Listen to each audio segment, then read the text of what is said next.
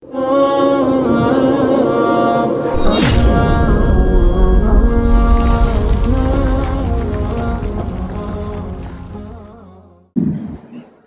hamdalillah nahmaduhu wa nasta'inuhu wa nastaghfiruh wa natubu ilayhi wa na'udzu billahi min shururi anfusina wa min sayyiati a'malina may yahdihillahu fala mudilla lahu wa may yudlil fala hadiya lahu ashhadu an la ilaha illallah wahdahu la sharika lahu wa ashhadu anna nabiyyana Muhammadan 'abdullahi wa rasuluhu amma ba'd. Ikhwatil a'izza, a'azzani Allah wa iyyakum ajma'in. Assalamualaikum warahmatullahi wabarakatuh. Kaifa halukum ya syabab? Nahmadullahil karim, kita kembali dipertemukan oleh Allah Subhanahu wa taala dalam rangka bertafaqquh fid din. Salawat beriring salam tak lupa kita panjatkan kehadirat Nabi Muhammad sallallahu alaihi wasallam. Al-Imam Al-Wahhab Ibn Munabbih, beliau mengingatkan kepada kita bahwasannya ada 3 nikmat yang harus kita syukuri setiap saat. Yang pertama adalah nikmat Islam. Kemudian yang kedua adalah nikmat iman. Kemudian yang ketiga adalah nikmat kecukupan, atau di dalam riwayat yang lain yang kedua adalah nikmat sehat. Karena nikmat-nikmat inilah yang banyak sekarang kaum muslimin dilupakan darinya. Maka alhamdulillah tidak ada kata yang pantas untuk kita ucapkan kepada Allah Subhanahu wa taala selain kita bersyukur atas segala nikmat yang Allah Subhanahu wa taala telah berikan kepada kita semua.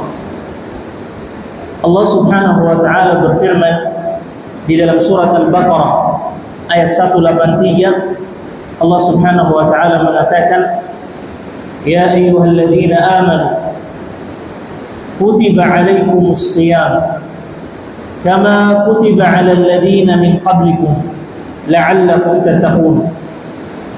Wahai orang-orang yang beriman, Allah Subhanahu wa taala memanggil kita semua sebagai hamba Allah yang beriman kepada Allah Subhanahu wa taala. Allah memanggil kita dengan lembut.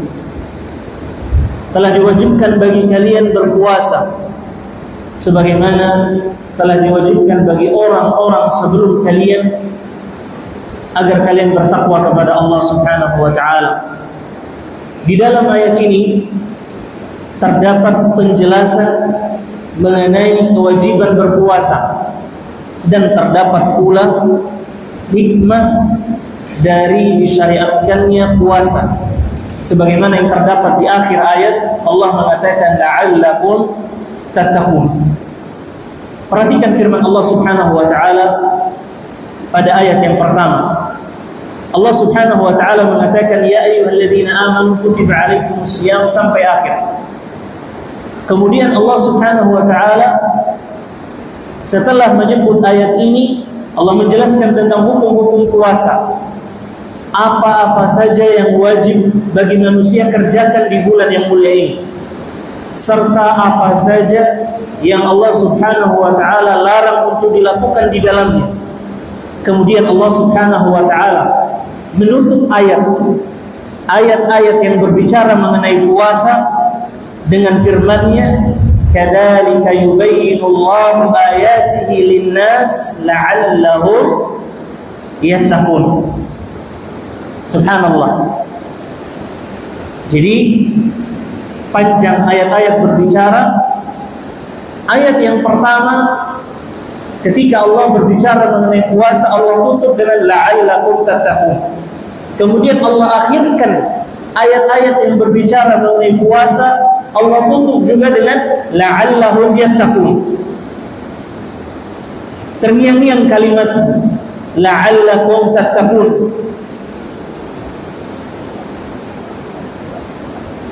Allah Subhanahu wa taala mengatakan kadzalika yubayyinullahu ayatihi lin-nas la'allahum yattaqun.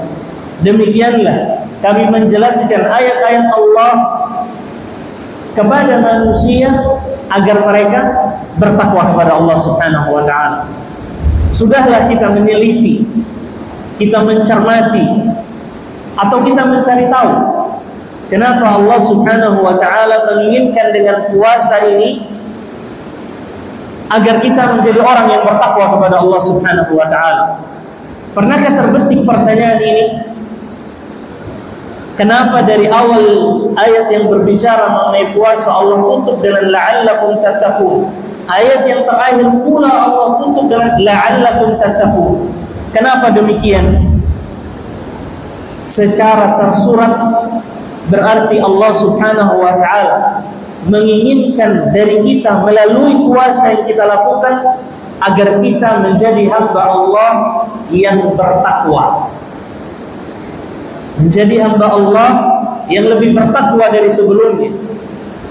Makanya Nabi SAW memberikan ancaman kepada mereka yang keluar dari Ramadan akan tetapi tidak menjadi pribadi yang lebih bertakwa dari sebelumnya, tidak mendapat ampunan dosa.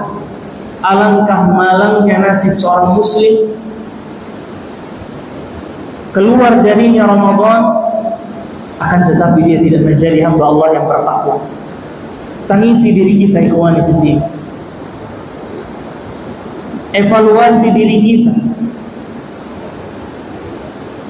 Apakah kita sudah pantas mendapatkan titel orang yang bertakwa ini? Setiap hari kita tanya kepada diri kita, dengan ibadah yang telah kita lakukan di bulan Ramadan, apakah hanya main-main ataukah dipenuhi dengan kekhusyuan kepada Allah Subhanahu wa taala? Maka kalau memang takwalah yang Allah Subhanahu wa taala inginkan melalui puasa ini, maka apa saja keutamaan takwa itu, ikhwan fillah? Perlu kita mengetahui Allah Subhanahu wa taala menjelaskan tentang keutamaan orang-orang yang bertakwa di dalam surat At-Talaq ayat 2, bagian dari ayat ketiga, bagian dari ayat keempat, dan bagian dari ayat kelima. Allah Subhanahu wa taala mengatakan, "Wa may yattaqillaha yaj'al lahu makhraja." Barang siapa yang bertakwa kepada Allah, maka Allah akan berikan baginya jalan keluar atas setiap permasalahannya. Wa yarzuqhu min haitsu la yahtasib. Dan barang siapa yang bertakwa kepada Allah, Allah akan berikan rezeki kepadanya dari jalan yang tidak ia sangka-sangka. Wa may yattaqillaha yaj'al lahu min amrihi yusra. Dan barang siapa yang bertakwa kepada Allah, Allah akan memberikan kemudahan bagi setiap permasalahan-permasalahannya. Kemudian di ayat yang kelima Allah mengatakan, "Wa man yattaqillah yukaffir 'anhu sayyi'atihi wa yu'dhim lahu ajra." Dan barang siapa yang bertakwa kepada Allah, niscaya Allah akan menghapus kesalahan-kesalahannya dan akan melipat gandakan pahala baginya. Jadi ada kaitan antara takwa dengan penghapusan dosa sebagaimana yang Nabi SAW janjikan di bulan Ramadan ini. Ada sebuah kisah tentang seseorang pemuda di kota Damaskus, ibu kota Syria. Suatu ketika, ikhwan fiddin, sang pemuda ini datang ke salah satu masjid yang bernama Masjid At-Taubah di kota Damaskus. Di zaman para tabi'in, niat beliau ke sana, safar ke sana hanya untuk menuntut ilmu. Karena pada saat itu ada seorang ulama yang sangat terkenal dengan keilmuannya yang mengajar ilmu di masjid itu, di Masjid At-Taubah. Datanglah dia ke masjid tersebut untuk menimba ilmu. Kemudian dia berbicara, dia katakan kepada alim itu, "Ya Syekh," kalau kita di sini ya kiai, "Ya Syekh, bolehkah aku menuntut ilmu darimu? Akan tetapi aku tidak memiliki harta. Aku miskin," kata beliau. Maka syekh itu katakan boleh-boleh saja, akan tetapi engkau akan makan sesuai dengan makanan yang aku makan. Sepakatlah sang pemuda tadi, karena kecintaan terhadap ilmu, dia mengikuti kondisi syekh. Kalau ada makanan dia makan, kalau tidak ada makanan dia berpuasa. Maka setelah 3 bulan belajar dengan syekh ini, seorang alim ini, dia mengatakan, subhanallah, syekh ini sangat zuhud sekali. Kalau ada makanan dia makan, kalau tidak ada makanan dia berpuasa. Dan ini sudah 3 hari kita puasa. Adapun syekh masih kuat, sedangkan saya sudah tidak kuat lagi, kata beliau.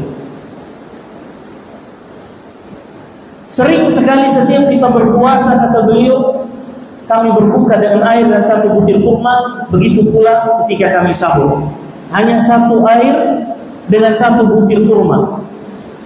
Namun hari ketiga saya sudah tidak mampu lagi. Kemudian sewaktu syekh menyampaikan pelajaran, dia tidak khusyuk karena saking laparnya. Akhirnya dia tekan pundaknya sehingga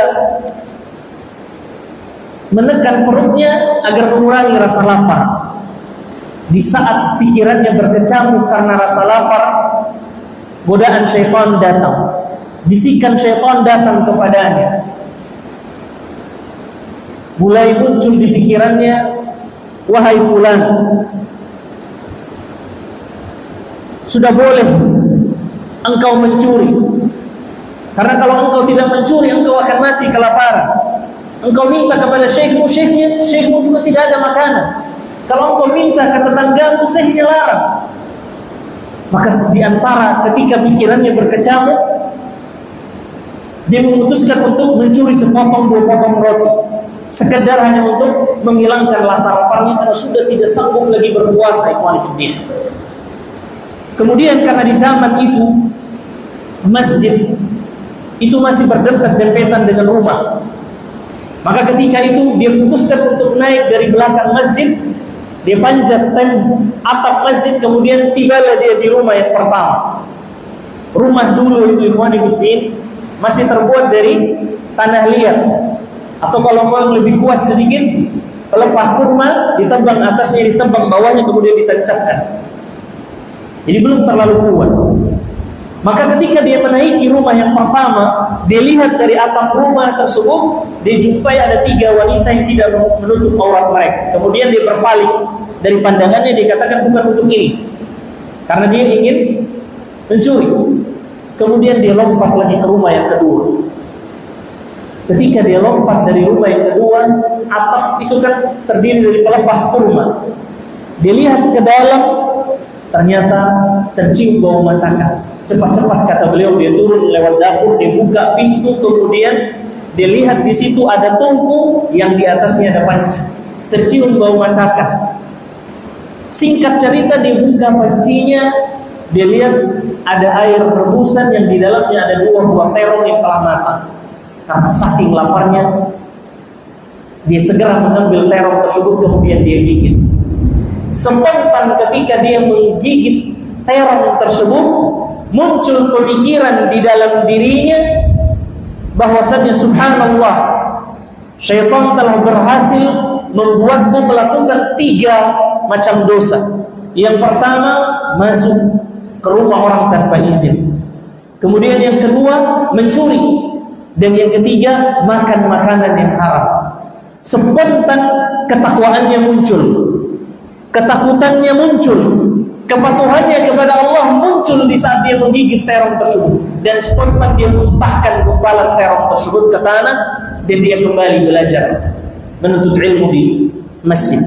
Dia katakan kepada dirinya, subhanallah, bukanlah aku telah mendengar hadis Nabi SAW yang mengatakan, man taraka syai'an lillah abdalahu khairun min. Barang siapa yang meninggalkan sesuatu karena Allah, maka pasti Allah akan ganti dengan yang lebih baik. Maka dia kembali ke masjid dan diikuti kajian syekh. Setelah selesai kajian, dia masih memegang perutnya karena rasa lapar yang begitu sangat. Kemudian sewaktu syekhnya duduk di kursinya dan dia bersandar di salah satu tembok, dan di situ masih ada beberapa jamaah. Kemudian sesaat kemudian ada seorang wanita bercadar masuk, kemudian berbicara dengan syekhnya dan syekhnya menundukkan pandangannya. Beberapa saat kemudian syekhnya memanggilnya, fulan ta'al. Tiba-tiba dia datang ke hadapan syekh. Ada apa syekh? Kata dia, engkau sudah menikah? Kata syekhnya. Engkau mau menikah? Kata syekhnya, pertanyaan pertama, engkau sudah menikah? Kata dia, belum ya syekh. Engkau mau menikah? Dia diam. Syekhnya mengulangi pertanyaan, engkau ingin menikah? Dia diam. Sampai 3 kali syekhnya mengulangi, engkau ingin menikah? Dia diam. Kemudian dia katakan kepada syekh, ya syekh, engkau telah mengetahui keadaan. Bagaimana aku akan memberikan nafkah kepada seorang wanita sedangkan aku telah 3 hari belum makan, dan engkau mengetahui kondisiku ya syekh. Syekh bilang, sabar, tenang. Ini ada seorang wanita yang telah meninggal suaminya dan telah selesai masa iddah 4 bulan 10 hari. Dan dia meninggalkan harta dari suaminya lumayan banyak. Dia takut akan fitnah, makanya dia ingin mencari laki-laki yang pantas. Kemudian syekh tersebut mengatakan, saya melihat engkau adalah seorang yang pantas. Spontan dia iakan jawaban syekh. Dipanggillah wali dari sang wanita dan 2 saksi, kemudian menikah. Hitungan menit. Syekhnya ambil kendi dari rumahnya, kemudian dijadikan mahar untuknya. Kemudian pulanglah. Kata syekh tersebut, engkau sekarang pulang ke rumah, ya sudah tidak usah lagi tidur-tidur di masjid karena engkau sudah punya rumah. Kalau antum mau sholat dan kajian, silahkan datang kembali ke masjid. Pulanglah dia dengan istrinya. Masih malu-malu karena baru saja menikah. Hitungan menit, belum mengenal, masih malu-malu. Melewati rumah yang pertama. Lewat di rumah yang pertama, kemudian istrinya berjalan lagi sampai di rumah yang kedua. Kemudian istrinya membuka pintu dan mengatakan, wahai suamiku, masuklah ini rumah kita. Rumah yang kedua ini, rumah yang dia mencuri di dalamnya. Setelah dia masuk ke rumah tersebut, dia pandangi setiap atap rumah. Wah, ini rumah yang saya masuk tadi, kata dia. Ini rumah familiar. Ini rumah yang tadi saya mencuri. Spontan istrinya mengatakan, wahai suamiku, aku mendengar engkau belum makan 3 hari. Kebetulan aku memasak sesuatu di dapur. Masuklah istrinya ke dapur, membuka panci tersebut dan melihat terongnya sudah setengah dan ada gumpalan terong di tanah. Spontan istrinya berteriak, siapa yang makan terongku? Katanya. Subhanallah. Suaminya langsung mengatakan, wahai istriku, begini ceritanya. Wahai istriku, begini ceritanya. Dia ceritakan kronologinya seperti ini. Qadarullah, saya lapar, saya panjat, kemudian saya buang dan saya gigit terongnya dan belum saya telan tuh. Itu buktinya. Saya muntahkan ke tanah. Subhanallah. Coba semua wanita kaum muslimin seperti wanita ini. Kata para ulama, hendaklah diukir ucapan wanita ini dengan emas karena saking mulia. Apa kata wanita tersebut? Dikatakan, wahai suami, wahai suami, engkau meninggalkan segumpal terong yang haram. Allah jadikan terong tersebut, pancinya, rumahnya, pemilik rumahnya sekarang jadi milik. Allah bukan hanya hilangkan rasa laparnya, terongnya, pancinya, rumahnya, semuanya jadi milikku. Subhanallah. Keistimewaan yang sungguh luar biasa. Makanya ketika seseorang bertakwa kepada Allah, pasti Allah Subhanahu wa ta'ala akan memudahkan setiap urusan-urusan mereka. Allah Subhanahu wa ta'ala akan memberikan jalan keluar bagi mereka, memberikan rezeki dari yang jalan tidak disangka-sangka oleh mereka, dan Allah akan permudah setiap urusan mereka. Jamaah kaum muslimin rahimani Allah wa iyyakum ajma'in. Waktu berjalan begitu cepat. Tidak terasa kemarin kita berbicara mengenai kapan waktu awal masuk Ramadan. Kita masih sibuk meributkan kapan awal Ramadan, apakah Senin atau Selasa. Akan tetapi sekarang kita telah sampai di penghujung dari Ramadan. Apalagi kalau bukan 10 hari terakhir di bulan Ramadan. Jamaah kaum muslimin rahimani Allah wa iyyakum ajma'in. 10 hari terakhir di bulan Ramadan kita berbicara tentang waktu yang paling spesial di bulan Ramadan. Berbicara mengenai 10 hari terakhir Ramadan, kita berbicara mengenai prime time-nya Ramadan. Kita berbicara mengenai finishnya Ramadan. Kita berbicara mengenai waktu yang paling istimewa dari Ramadan. Bahkan dikatakan oleh para ulama di antara malam-malam yang paling istimewa dalam setahun. Itulah 10 malam terakhir. Jadi dari 1 tahun 365 hari, malam-malam yang paling istimewa dari itu semua adalah 10 malam terakhir di bulan Ramadan. Sebagai contoh, antum kan di sini suka main bola ya, tahu kan main bola. Misalkan Ozil adalah seorang atlet pemain bola. Sahih Ozil, nama ente sudah seperti pemain bola terkenal. Ini contoh saja, misal. Kemudian Ozil dan timnya ini berhasil mengikuti Piala Dunia. Di babak penyisian, tim yang dimiliki oleh Ozil selalu menang dibanding negara-negara yang lain. Dia mengikuti Piala Dunia.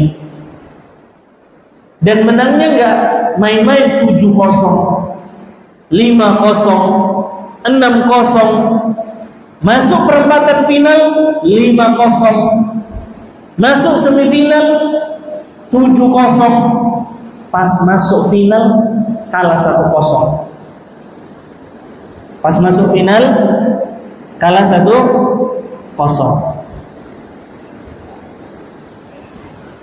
Maka ada manfaatnya nggak 7-0, 5-0, 6-0? Itu ada manfaatnya nggak? Nggak ada. Nggak ada manfaatnya. Yang tadi menang tuh banyak jumlahnya, nggak ada gunanya.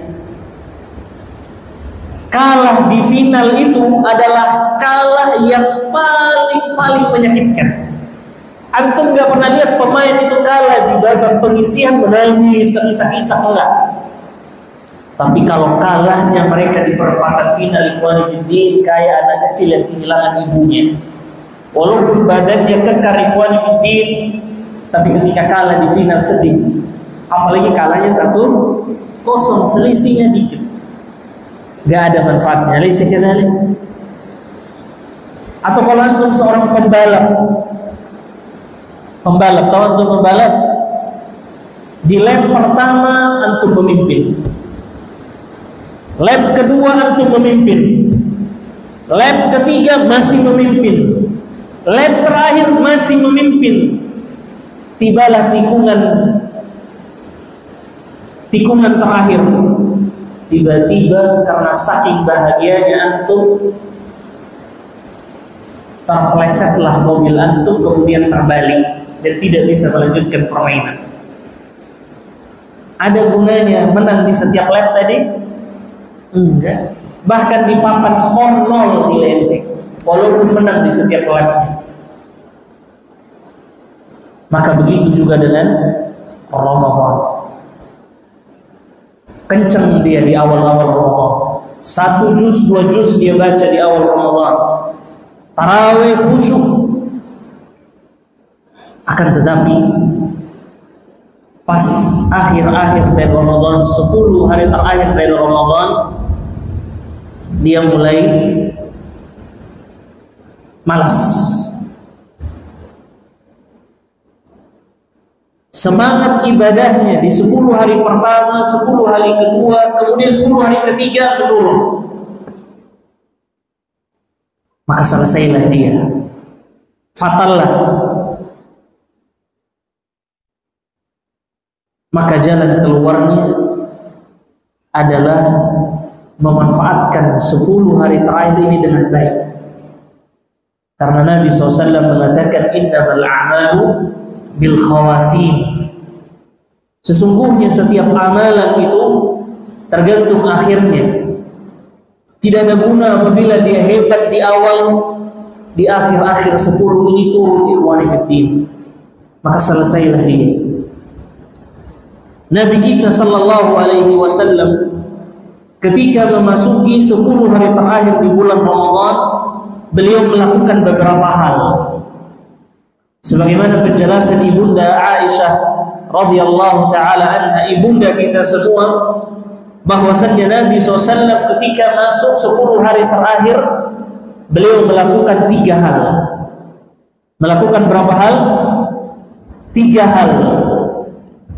Pahami 3 hal ini,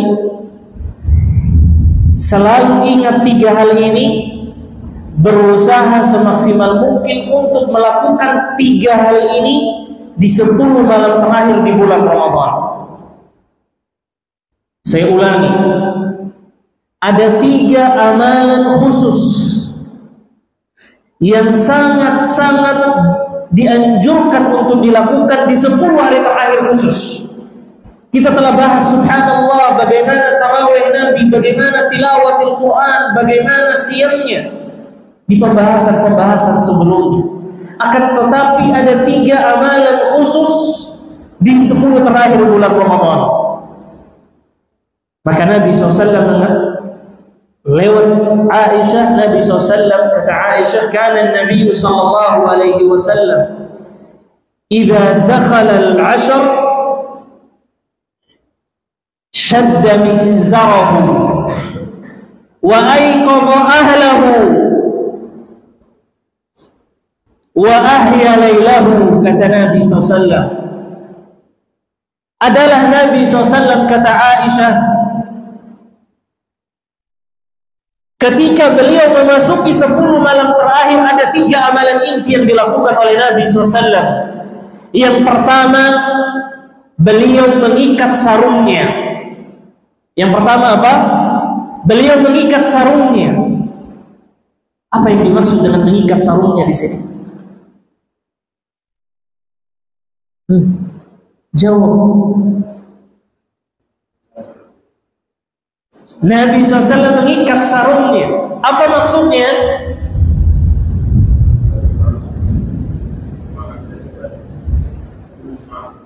Semangat beribadah. Ada 2 penafsiran yang dikatakan oleh para ulama menafsirkan hadis Nabi SAW, wa shadda mizarahu, beliau kencangkan sarungnya. Kita tidak boleh menafsirkan asal yang keluar di kepala kita. Para ulama mengatakan maksud dari wa shadda mizarahu, penafsiran yang pertama, bahwasannya Nabi sallallahu alaihi wasallam di 10 malam yang pertama, di 10 malam yang kedua, ibadah beliau biasa-biasa saja, belum terlalu bersungguh-sungguh. Dan begitu memasuki 10 malam yang ketiga, maka beliau luar biasa bersungguh-sungguh di dalam beribadah kepada Allah Subhanahu wa ta'ala.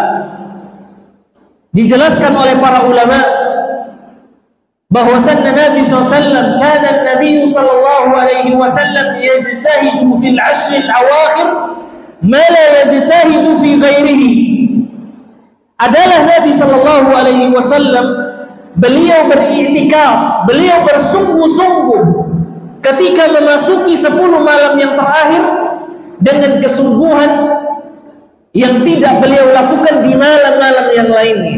Nah, jadi hadis menafsirkan hadis yang lain. Jadi hadis ini menafsirkan maksud Nabi SAW di dalam hadis tadi, bahwa Nabi SAW tidak pernah luar biasa bersungguh-sungguh kecuali ketika masuk 10 malam terakhir. Beliau sangat bersungguh-sungguh. Allahu Akbar. Jadi antum bayangkan, Kalau kemarin kita bahas bagaimana qiyamul lail Nabi SAW di 10 malam pertama, 10 malam kedua, maka bagaimana dengan qiyamul lail Nabi Muhammad SAW ketika masuk di 10 malam terakhir? Bagaimana tahajud beliau? Bagaimana zikir beliau? Kalau di waktu yang lain saja beliau qiyamul lail hatta tawarramat qadamah, sampai bengkaklah kaki beliau,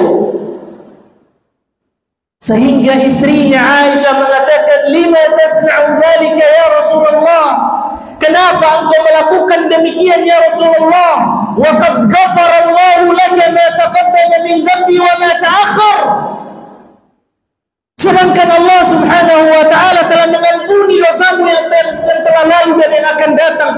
Bagaimana engkau melakukan hal tersebut ya Rasulullah? Maka apa jawaban Nabi SAW? Afala akuna abdan syakura. Jadi kalau begitu adanya, kalau begitu yang Allah berikan kepadaku, maka sudah sepantasnya aku membalasnya, sudah sepantasnya aku bersungguh-sungguh lagi dalam beribadah, terutama dalam salat di bulan Ramadan, terkhusus di 10 malam terakhir ini. Oleh karenanya, salah seorang ulama klasik yang bernama Al-Qatadah, beliau di 20 hari pertama menghatamkan Al-Quran setiap 3 hari. Akan tetapi ketika masuk di 10 malam terakhir, beliau menghatamkan Quran di dalam malam dari Ramadan, setiap malam. Setiap malamnya, ikhwani fiddin. Yang sebentar lagi, mudah-mudahan waktu kita panjang, antum akan lihat bagaimana kondisi para sahabat sholat malamnya. Begitu masuk di 10 malam terakhir, semalam hatam Al-Quran Al-Imam Al-Qatadah. Dan ini berkebalikan dengan apa yang kita lihat di lingkungan kita, ikhwani fiddin. Banyak orang-orang sangat bersungguh-sungguh di 10 malam yang pertama, akan tetapi ketika masuk 10 malam yang ketiga, yang ada hanya malas-malasan, ikhwani fiddin. Kemudian penjelasan yang kedua mengenai makna mengencangkan sarungnya adalah Nabi Sallallahu Alaihi Wasallam tidak melakukan hubungan badan dengan istrinya, dan ini beliau lakukan dalam rangka supaya maksimal dalam beribadah kepada Allah Subhanahu Wa Taala, supaya maksimal dia mengkhususkan waktunya hanya kepada Allah Subhanahu Wa Taala. Kemudian amalan yang kedua, kata Ibunda Aisyah radhiyallahu anha, Nabi sallallahu alaihi wasallam menghidupkan malam-malamnya. Nabi sallallahu alaihi wasallam menghidupkan malamnya. Apa yang dimaksud dengan menghidupkan malam? Namuzil, beliau bergadang semalam suntuk. Beliau begadang semalam suntuk untuk apa?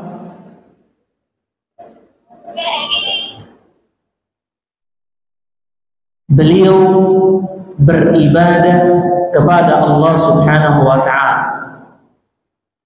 dan beribadah di 10 malam terakhir ini beliau tidak lakukan di malam-malam yang lain, di 20 malam pertama dari bulan Ramadan atau di bulan-bulan yang lain. Dan begadang di sini beliau isi bukan hanya saja dengan ibadah sholat, namun beliau isi juga dengan berzikir kepada Allah Subhanahu wa Ta'ala, membaca Al-Quran, beristighfar kepada Allah Subhanahu wa Ta'ala. Karena apabila andaikan ini Ramadan terakhir bagi kita, ikhwani fiddin, maka perbanyak istighfar di waktu malam, perbanyak bertaubat kepada Allah Subhanahu wa Ta'ala, minta ampun kepada Allah Subhanahu wa Ta'ala. Perhatikan Nabi kita Muhammad sallallahu alaihi wasallam, sebaik-baik manusia, orang yang dipastikan menjadi penduduk surga yang paling atas, namun dalam sehari Nabi sallallahu alaihi wasallam bertaubat sebanyak 100 kali. Nabi SAW mengatakan, "Ya ayuhan nas, tubu ilallah, fa inni atubu ilallah fil yawmi mi'ata marrah." Kata Nabi, "Wahai kaum mukminun, bertaubatlah kalian semua kepada Allah, karena sesungguhnya aku bertaubat kepada Allah dalam sehari 100 kali." Ikhwani fiddin, man dha Rasulullah sallallahu alaihi wasallam wa huwa al-ma'sum wa huwa alladhi qad ghafara Allah lahu ma taqaddama min dhanbi wa ma ta'akhkhar.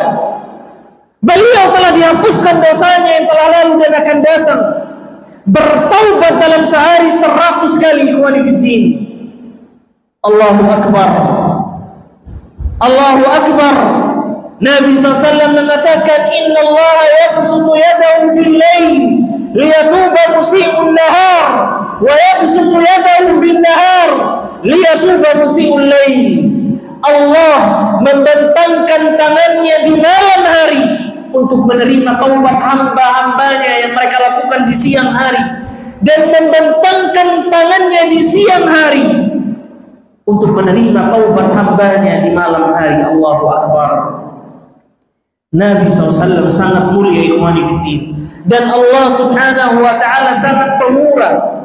Allah Subhanahu wa ta'ala lewat lisannya Nabi telah menggambarkan kepada kita an qissata dzalika ar-rajul alladhi qatala 99 nafsa wa annahu arada an yatub wa arada an yujaddida al-ahda ma'allah.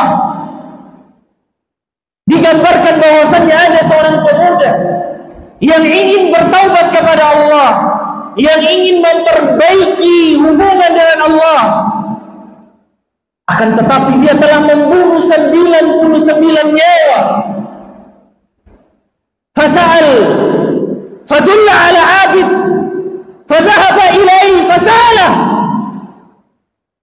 Dia bertanya kepada ahli ibadah, kemudian ditunjukkan kepada seorang ahli ibadah. Kemudian dia bertanya kepada ahli ibadah tersebut, faqal hal li min taubah, apakah ada taubat bagiku? Apa kata seorang ahli ibadah tersebut? La taubata lak, tidak ada taubat bagi dirimu. Qad qatalta 99 nafsa wa tatlubu at-taubah, engkau telah membunuh 99 nyawa. Ikhwani fiddin, sekarang engkau datang meminta taubat, tidak ada taubat untukmu, kata beliau. Faqadha alaihi fakabbalahu 100, ditebaslah lehernya dan disempurnakan menjadi 100. Walam yay'as, lam yay'as min talabit taubah, dan belum dia putus asa. Dosa di dalam dirinya masih panas, ikhwani fiddin. Dia membutuhkan air yang dingin untuk dirinya. Belum puas dia bertanya lagi kepada orang-orang. Fasa'al fadulla ala alim fadhahaba ilaihi fasa'ala. Ditunjukkanlah dia kepada seorang ahli ilmu. Kemudian dia bertanya kepada ahli ilmu tersebut, hal li min taubah? Apa katanya? Hal li min taubah? Apakah ada taubat untukku? Apa kata alim tersebut? Apa kata alim? Na'am. Wa man yamna'uka 'anit taubah? Allahu Akbar. Siapa yang mampu untuk menghalangimu dari taubat? Kata beliau, wa man yamna'uka 'anit taubah? Wa laysa hunalika man yahulu bainahu wa bain rabbih. Tidak ada seorang pun yang mampu untuk menghalangi seseorang dari Rabb-nya. Dan ini syahidnya. Dan siapa lagi yang bisa menghalangi dari taubat kepada Allah Subhanahu wa ta'ala? Karena Allah Subhanahu wa ta'ala Maha menerima taubat. Lihat maha pengasih Allah Subhanahu wa taala, maha penyayang Allah Subhanahu wa taala, membunuh 100 nyawa.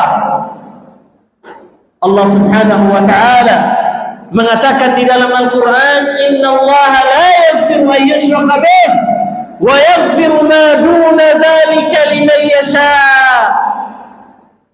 Sesungguhnya Allah tidak akan mengampuni dosa syirik dan mengampuni dosa selain syirik bagi siapa yang Dia kehendaki. Allahu Akbar. Hatta asyirk, walaupun syirik. Hatta law ahad min al-musyrikin taba wa anab wa raja'a ila aliyyil wahhab lama kana dhalika man yahulu bainahu wa bain rabbih. Bahkan orang yang melakukan kesyirikan sekalipun, kalau dia datang kepada Allah, bertaubat kepada Allah, bersimpuh kepada Allah, mengakui kesalahannya dan tidak mengulanginya lagi, kata Nabi SAW, "Anna lahu ajraini fi taubatih, anna lahu ajraini fi taubatih." Sesungguhnya bagi dia 2 pahala. Allahu Akbar. Allahu Akbar. Bagaimana maha pengampunnya Allah Subhanahu wa ta'ala. Dan terlebih-lebih lagi ketika datang bulan Ramadan ini, ikhwani fiddin. Makanya ada seseorang yang bernama Hammad bin Salamah. Dia mengatakan, "Wallahi walau khayyirti baina an yuhasibani Allah wa yuhasibani waliday lakhtartu an yuhasibani Allah, inna Allah arhamu bi min waliday." Nasallallahu alaihi wasallam. Allahu Akbar. Dia mengatakan, demi Allah, kalau aku diberikan pilihan antara yang memberikan hisab untukku, orang tuaku atau Allah, maka aku lebih memilih Allah yang memberikanku hisab daripada kedua orang tuaku. Innallaha arhamu bi min walidayhi, kata beliau. Karena sesungguhnya Allah lebih maha penyayang dari kedua orang tua. Allah lebih penyayang daripada seorang ibu terhadap anak bayinya yang berada di kandungannya yang baru saja lahir. Kemudian amalan yang keberapa? Amalan yang ketiga, khusus untuk 10 malam terakhir di bulan Ramadan, Nabi sallallahu alaihi wasallam aiqadha ahla, membangunkan keluarganya, membangunkan istri-istrinya, agar apa? Untuk melaksanakan sholat di tengah malam. Di luar Ramadan, Nabi SAW membangunkan istri yang beliau menginap di rumahnya saja untuk melaksanakan sholat witir. Akan tetapi ketika masuk 10 Ramadan terakhir, semua istri-istrinya dibangunkan oleh Nabi SAW. Beliau bangunkan untuk memberikan hak di malam hari. Nabi SAW memerintahkan mereka untuk beribadah kepada Allah Subhanahu wa ta'ala. Maka inilah amalan-amalan pilihan yang Allah Subhanahu wa ta'ala telah peruntukkan bagi seluruh kaum muslimin untuk mereka memaksimalkan ibadah di 10 malam terakhir. Oleh karena itu, jamaah sekalian, sebagai penutup, seekor kuda pacu ketika dia telah melihat garis finish, maka dia akan memaksimalkan seluruh kekuatan dan kecepatannya. Ketika dia melihat garis finish, dia keluarkan seluruh tenaganya dengan maksimal agar bisa menjadi pemenang di perlombaan tersebut. Agar keluar dari situ dia menjadi pemenang yang mengangkat piala. Maka bagaimana dengan kita? ketika kita telah melihat garis finish Ramadan telah berada di depan mata kita, apa yang akan kita lakukan? Apa yang akan kita kerjakan? Maka jangan sampai kuda pacu lebih cerdas dari kita. Wa sallallahu wa sallam wa barak ala nabiyyina Muhammadin wa ala alihi wa sahbihi ajma'in. Wassalamu alaikum warahmatullahi wabarakatuh.